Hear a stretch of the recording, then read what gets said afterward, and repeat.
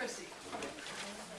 Chrissy Key is a licensed massage and bodywork therapist, intrinsic life coach, nutritional cleanse coach, spiritual guide, and owner of holistic restoration, where the focus is on creating balance and transforming lives. With over a decade experience in the holistic wellness and a commitment to assisting you to discover your purpose, passion, and peace by teaching you how to unlock your physical, emotional, and spiritual potential, Chrissy offers a practical approach to creating authentic, lasting change in every area of your life as you journey to self-love and create a life that makes your heart sing. Welcome, Chrissy. Yay! Would you happen to have one more of these? Oh, yeah. Thank you. There should be enough for everybody. Well, welcome everybody for coming out tonight. It's awesome to have such a great group, and I love the bigger groups, always bring lots of energy. So, in looking at attracting and finding love, the part I'm going to kind of focus on today is the mentality behind finding and attracting love into your life. And as always with all of my teachings, I'm just here to offer another perspective for which you can view life through. I'm not here to tell you how it is. I'm telling you what works for me, and then hopefully you'll take this information out into your own life, experiment with it, get your own results. Otherwise, I'm just sharing concepts, and until you put it into application, then it's just kind of, words on a page. So I'm not saying right or wrong, just saying this stuff works for me, and it's radically changed my life, and it's what I bring to my clients and kind of a focus on my practice. And as with all the ladies here, we're crazy about love, and that's like a main focus in our lives. So I want to kind of expand a little bit on love from that one-on-one kind of relationship to a bigger aspect of bringing love into your life. So the first thing that I have on the sheet is redefining love. And I look at love as unconditional acceptance of everyone, every situation, at all times, including ourselves. So simply put, love equals acceptance. And part, I think, of the challenge is that everybody's walking around with their own definition of what love is, what it looks like, how it treats people. And when you can kind of get to a core root definition that is universal and you can put it across the board, love is acceptance. And in viewing life that way, it kind of allowed me to kind of categorize things a little bit differently. I believe that love is our natural state of being, and we're divinely designed to be blissful, and that's why we're so drawn to being in and surrounded by love. It's just simply our natural state of being. That's why we feel light and giddy and unstoppable and invincible whenever we fall into love, because that is our true nature coming forth. This is my belief. So we feel on top of the world and like we can do anything, which in truth we are just that. We are fully equipped and naturally loving and lovable. So when I take these principles and apply them to myself and to the people that I interact with, it allows me to kind of decipher who it is that I'm truly dealing with, when I'm dealing with somebody's personality just for survival's sake, when I'm bringing forth a personality trait of my own just for survival's sake, and when I can get back to the core root of who I am and treat other people in that same manner. And as I bring and share these principles with y'all, if something comes up where it's just a total conflict or challenge for you, go ahead, raise your hand, I'll address it now, because we got a few minutes to chat about this. And again, it's just a different perspective, and I just encourage you to kind of move forward and say, what if love is my natural state in my natural being? What if I am naturally lovable and loving? And what if the only time that I'm not that, or the person that I'm dealing with is not that, is when we are relying on survival instincts versus who we truly are? One of the things that really helped me in my personal love life and in my relationships with people in general is the fact that life teaches us through our relationships. We learn everything about ourselves through our relationships with others. Again, principle for you to try out and just experiment with and get your own truth behind. But I believe others mirror and challenge us so that we can discover everything we need to know about ourselves to become fully us and allow all the false aspects of ourselves that we've adopted for survival means to simply fall away. So I think a lot of times what happened, and I know I was 8 years into my relationship with my husband before I started adopting these principles, and we had kind of come to a head, or at least I had come to a head in the relationship, and I started applying these principles. And instead of looking at all the reasons why he needed to change or why we aren't suitable because of the direction that our life has taken us over the course of 8 years, because I'm not the 23-year-old girl and he's not the 27-year-old man that we were whenever we first met. When I started looking at it instead of I'm dealing with this other person to I'm dealing with a reflection of myself, first of all, it opened my eyes as to why so many relationships fail. Because I think one of the scariest, hardest things that I've ever taken on is dealing with myself. Honestly, dealing with myself. And if you look at relationships in that way as reflecting back different aspects of you that we're just not privy to, it kind of shifts everything. And it gave me a whole different motivation in my relationship. Not so that I could have this marriage that lasts forever, but so that I could figure out whatever it is within me that I need to love and accept about myself, so that no matter who is sitting across from me, no matter what label they're wearing, no matter if it's husband or mother or sister or coworker or boss, that I could get an accurate reading as to what it is that I'm really dealing with when the stuff comes up inside of me that these other people bring out from me. So in fact, our relationships are so much a mirror of ourselves that we never we never are as much in love with anyone else as we are in love with who we are when that person is around us. And I think that was really, really key for me, and it helps to keep me in check as I navigate through life, because the more loving that I become and the more love that I bring to the table, the more I need to know how it is that I'm authentically affecting the people around me. And a lot of people like to be around me, and it's simply because when you're around me, you feel good about who you are. Because when you're around me, I see you for the love that you are, and not for your past mistakes or who other people hold you to be, or whatever shortcomings you believe that you have. I believe that we're all perfection, and I strive to see that and bring that out in people. So typically people like to be around me because I don't really make you wrong. I just let you be who you are and encourage that. So being able to decipher and understand, okay, first of all, if it's not really the other person that I'm falling in love with, it's more my acceptance of myself whenever that person is around, then it gives me a little bit more power, and it keeps me from having to have that one person who may or may not be obtainable in order for me to feel good and happy. And it also reminds me, one of my core principles that I live from is the fact that there's nothing that can be added to me or taken away from me that can ever change my value. So whenever we do find that in-love feelings coming up whenever a certain person's around, if for some reason life takes that person out of our circle of being, then I don't lose my value and I don't lose my worth. And then I can also remember that if I just like who I am whenever this other person is around, then that helps me to continue to accept myself. And the more that I accept myself, the more that I bring my true self to every given situation, and the more likely people are going to pick up on that.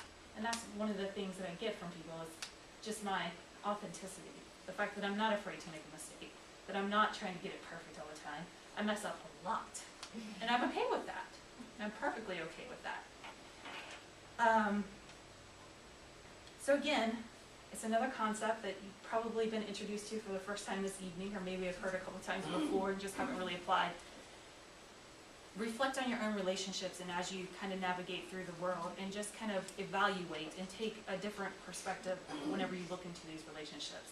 And you think about meeting somebody and falling in love for the first time, we're just crazy about that person, but really we're crazy about how we feel whenever that person shows up. That love and acceptance that we get from that person. And then a couple years into the relationship, as one of my mentors says, after the drugs wear off, because we do have chemical reactions that take place in our body that keep us in that in-love state. Once that kind of dies down, once we have an invested interest, once our mind sees that we might have a loss or a potential loss, everything shifts. But that does not mean that that amazing person that you fell in love with stopped showing up. You just stop seeing them that way, because you shift from this thriving in-love space to more of a survival space.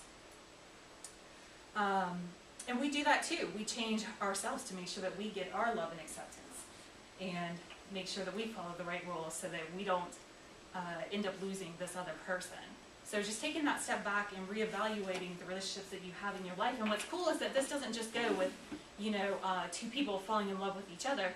This is the love that you have with your kids, that you have with other family members, that you have with your friends. You can take a look at any relationship and see this kind of interaction going on. So by paying attention to the feedback that life offers, we're able to identify and rectify within ourselves where we've gone off the path of self-love, which is what this journey is truly all about. Well, we can learn to fall head over heels, inside and out, backward and forward, in love with every single aspect of ourselves. We get to reveal the beautiful reflection of love all around us. And that's when I shifted my journey again from making sure that we stayed in love to me being in love with me. That's when the reflection started to shift as well. And when I could see my husband's resistance to any aspect of what I brought to the table as a reflection of my own resistance to who I am and what I bring to the table, then I realized it wasn't him that I was trying to convince of anything, it was myself. And when I could focus on building my own belief in who I am and what I bring to the table, then the other people around you will believe it that much more. On the back side, I just put a couple of kind of exercises, challenges for yourself on applying a new perspective on love. So here are a few steps that you can take in order to more clearly receive the messages life sends you, view the world through the eyes of love, as well as begin to live a life rooted in and reflecting love. And regardless, again, if you're looking to attract new love into your life, renew the love in a current relationship, or simply become a more loving individual to yourself, these steps, I believe, will assist you along the way. So the first one is be the love you desire to see in the world. We probably all heard that, be the change that you desire to see. Be the love that you desire to see. And when you find yourself wishing that someone would change how they would treat you, for example, get clear on how you would prefer for them to treat you and seek to give what you desire to receive. So anytime that things would get heated in a discussion between my husband and I, and he would speak to me in a tone of voice that I really did not prefer, and I find myself thinking, can't he just talk nicely to me? I really wish that he would just calm down and just have a discussion, instead of throwing back that same kind of anger and frustration and raising my voice. I then would approach the situation and say, I understand everything that you're saying right now, and I'm happy to continue this conversation, but I really wish you would speak to me in a kind voice and discipline myself so that I could stop my participation in the cycle of, you threw it at me first, so I'm going to throw it right back at you. Life is consistently reflecting back what you're giving, regardless if you're giving it to another or to yourself. So this is another thing to become aware of.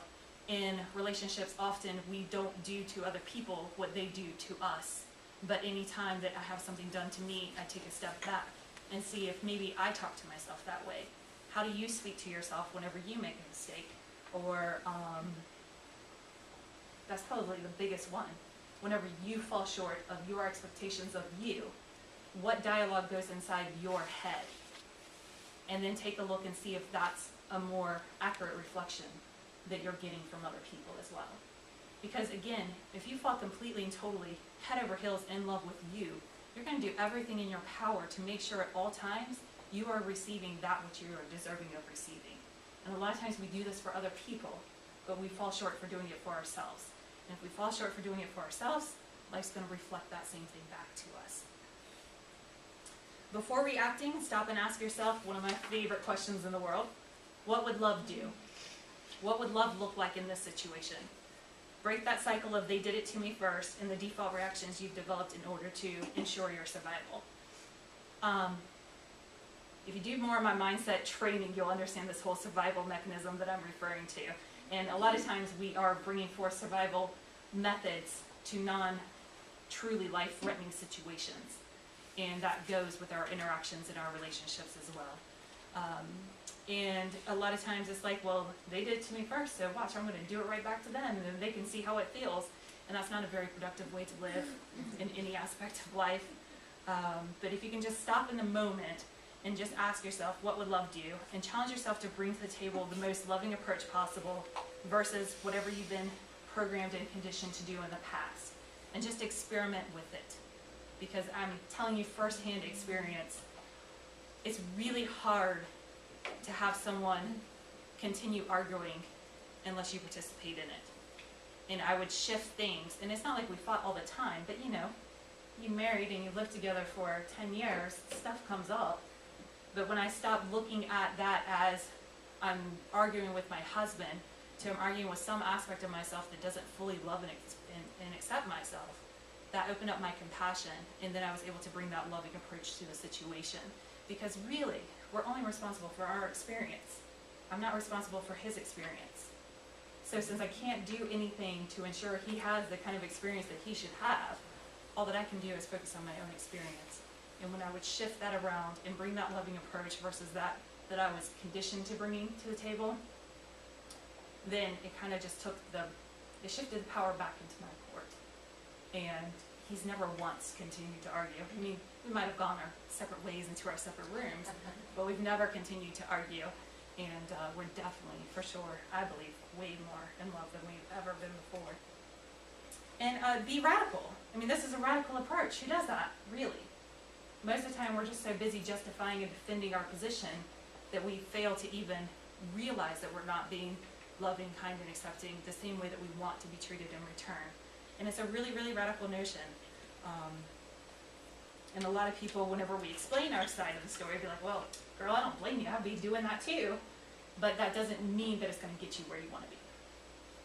And the last thing that I wanted to offer to y'all is to make a list of the ideal aspects of a relationship with another, and strive to bring these aspects into the relationship that you have with yourself. So whenever I am working with somebody who is looking for that partner, it's like, think about all the qualities that you want that partner to have, and then challenge yourself to be and do all those things for yourself. Because if you make yourself a number one priority, you're going to ensure that the person that you're with does the same thing. And if you are honest and in integrity with yourself, you're going to have a more authentic reflection of that in return. So if you desire for someone to be honest, kind, forgiving, ask yourself, where can I be more honest, kind, and forgiving to myself? Forgiveness is a huge thing. If you want to be let off the hook for your past mistakes, let other people off the hook for their past mistakes. Which is a whole other topic. As you practice having the type of relationship you desire with another, with yourself first, you'll quickly find that you will begin requiring that same treatment from others. We teach people how to treat us through the example that we set in how we treat them and the boundaries that we set to honor ourselves and others. And it's not anybody's responsibility to make sure our boundaries are in place, and other people's integrity is not our responsibility. And when you look to honor yourself in every situation, you automatically honor the boundaries of other people. And so if you have somebody in your life that is overstepping boundaries, take a look at where your boundaries are set, because again, it's not their place to make sure that yours are in place. So just really taking that principle home and getting yourself focused back on you instead of what you need to be or do or bring to the table for this other person. And a lot of times just by opening that up, life's going to send in that kind of reflection. I think I'm almost exactly at 20 minutes. Perfect. Does anyone have any questions for Chrissy that you're dying and need to get answered now? And if not, that's okay. Any at all? It's all good. We're all friends in here. We have a great interview. Go ahead. So how do you begin change? How do you go through all this and change everything you've learned throughout your entire life? Well, first of all, you've been doing what you've been doing for a very, very long time. So it starts with awareness. Awareness is always the first step. So just having the awareness, if anything in here kind of struck a chord, like maybe that's something that I should explore, just start there. And again, you're not going to totally change everything just because, as we've all learned, I'm sure by this point, just because you read a book, it doesn't mean that all of a sudden that everything that book talks about is going to start happening in your life. You have to make the decision and you have to make the commitment. And for myself, I was tired of the feedback that life was giving me. It wasn't reflecting back everything that my mind told me that I was worth and that I was deserving. So at the end of the day, I had to start experimenting with giving up, blaming, justifying, and complaining about what's out here and start taking 100% responsibility for my life. And that means everything that's in it and everything that's not in it. And so whenever I decided, I'll take the next 30 days. For the next 30 days, I'm going to start to become aware that I have resistance. I'm going to start to become aware of what is life giving me and how could I possibly be giving this to myself or bringing it on myself. And as I increased my awareness, then I saw what life was showing me wasn't a really good reflection of what this was telling me. And then that helped me to kind of shift. And I just kind of took it one day at a time. And a lot of times it was after a situation would occur and it would go like out of alignment with my preferences, and I would reflect back, I'd be like, I totally just yelled right back at him. I didn't treat him how I wanted to be treated. And regardless of who does it first, you always have the power to bring it to the table. And then eventually it would be like in the moment, I would realize, oh my gosh, here we go again. Oh, wait a minute, I can make a different choice. And then I would shift in the middle of it. And then eventually I could catch myself before it started happening. Shift how? So- Like, say, what would you say? Like literally go from, you are absolutely right, I am not taking responsibility for my emotional state and I'm making you responsible for it, and I apologize for that. So I'm gonna now take responsibility over the fact that I'm upset because something was triggered within me, and it's no longer your responsibility to make it better for me. So like literally in the moment, I would change how I was interacting in this situation. And I mean, I do this with my husband, with my friends, with everybody. Anytime when I start to feel agitated, it's my cue to make a different choice. And you announce it? Yeah, communicate it. I think the number one reason why we have falling outs with each other is that we got all these stories going on in our head, but we don't share them. So I started erring on the side of over communication. And then in doing that, it would allow my husband to share, well, the only reason I said that was because of what you said last week, and I knew that blah, blah, blah, blah, blah. And I'd be like, oh, the story and the pictures that you had going on in your head totally did not match the stories and the pictures going on in my head. Now that I understand where you're coming from, I can now accept, why you're doing what you're doing, and now I can share with you the perspective that I'm bringing to the table. But I think that what happens at the beginning of a relationship, we communicate a lot and we assume very little. Once we get to know the other person, we assume a lot and we communicate very little.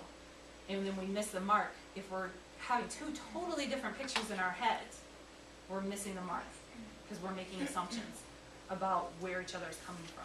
So I just kind of started over communicating. And really what it first started, it was when I went back into my room and I'm stewing over everything and I'm reflecting over everything and I'm just, so agitated, so frustrated, carrying it with me. I don't know if anybody else does that sometimes, but carrying it with me back into my room. Then in that stewingness is when I would start to put these principles into place and look at it through that filter. How could I have done things different? Where did I miss the mark? If I want him to take emotional responsibility, I got to do it too. And just really taking a look at it there. And then it got to the point that because I believed this stuff to be true, because I saw these amazing people that had come into my life that lived these incredible lives, and these are the philosophies that they follow, then, just these are my own words, then in that agitation, I knew that there was possibly another option. And I couldn't let it go until I went back and owned my stuff. And I would always go back and just say, you know what, I apologize. I did not speak to you the way that I like to be spoken to you, and I'm very sorry for that. I did not bring to the table the experience that I wanted to have this evening. So if you want to continue talking about this, I'm happy to. If you want, I want to have a good, happy night. So if you're game for that, I am. And a lot of times my husband would be like, well, I'm still mad. And I'm still mad because you made me mad. Okay. If I'm taking 100% responsibility for my own emotional state, that means I have no space to take responsibility for yours. So if you want to be upset, I'll accept that. Just, I'm going to be happy upstairs. And if you want to join me, you're more than welcome to. And he would sit and stew and do whatever. And I gave him his time, so he had his space so he could process and do whatever he needed to do. But I wasn't carrying that with me everywhere that I went. I could let it go because I took full ownership of it. And it wasn't perfect, and it never is, but then eventually it would be in the middle of the argument, and then eventually What if they before I follow do you it. around, though? I've had that happen as well. I had an instance where I just realized in the moment, whoo, you are not speaking to me in the way that I deserve to be spoken to, and it's not okay. And he really felt like it was, because he wasn't trying to personally attack me. He was just feeling, in retrospect, I understand this now, he was feeling frustrated, and he did whatever he does whenever he feels frustrated. So he literally just followed me. He followed me into the other room, because I said, if you're going to speak to me this way, I'm not going to participate in helping you out. So do whatever you need to do. I'll be in the other room. And he's like, well, where are you going? And why are you getting upset? Just followed me in there. And again, I continued to explain my position, and he, again, continued to defend his. And I told him I'm happy to re-engage, and we can keep doing what we're doing, but not if you're going to speak to me this way. And I just simply kept walking away, and he kept following me, but every time he followed me, he kind of came down a few degrees, and it allowed him time to kind of get to the point that he was just genuinely confused. He did not understand what was happening. And also, I've allowed him this cycle to go on for 10 years. He's just doing what he's always done. All of a sudden, I got a problem with it. So now it's about reconditioning him as well in what's acceptable. But he literally did follow me around, and every time that he kind of brought it back up again, I'm like, you're doing it again. This is a perfect example. And I just kept repeating myself and repeating myself and repeating myself. And eventually, he chilled out. We went back to what we were doing, and he totally like did a 180-degree turn. She knows everything, because we talk every single week. I tell her all the stories. I'm like, oh my gosh, the best thing just happened. We almost killed each other, but we didn't. And able to work through it at that point. But it's repetition that gets us to change, and it's repetition that gets that other person to change. And I mean, if you can stop it whenever it first gets started, that's of course, I think, the best way. And I'd like to think that's what I would do with, given the situation where I was starting a new relationship. But it just took that reconditioning and understanding he is only doing, we teach people how to treat us by the boundaries that we set and the example of how we treat them. So he's just doing what I've allowed him to do. So, and I realized too that, you know, energy feeds energy. And he was looking for me to feed that energy back. And when I didn't, and I didn't, and I didn't, it just fizzles up. He just uses it all up within himself, and then it's just gone. And they're having a baby in April, so they seem to have worked it out. We're both still alive. Yeah, wait till you know. Yeah. It's interesting. Wait for this first, so just wait for this first 3 months. Yeah, it's an interesting journey. Yeah. And it's No, not congratulations. Thank you. Yeah. We'll have time at the end to ask Chrissy. We'll move on to Joy. I just want to say I did an interview. It's a complete hour on radical relationships with Chrissy that you can find. If you go to Reawaken Your Brilliance, I have everything listed. She did it back in October, but I learned a lot, and she's given a lot of good information. You know, Tony said to me last week, women should have meat on their bones. And my gut reaction went, you're calling me fat. And that's what my first reaction, I've been like, are you saying I'm fat? And then I was like, whoa, reel it in. This is all happening in my mind. He's complimenting you. He's telling you he loves your body how it is. And so that was a switch for me, instead of, because that was my issue, instead of having that immediate reaction. But in the past, for me, that would have caused a fight. And all my insecurities would have come up. So that's one thing that I've learned in the radical relationship after, you know, working with Chrissy, is to reframe everything. So lots of good information. How is the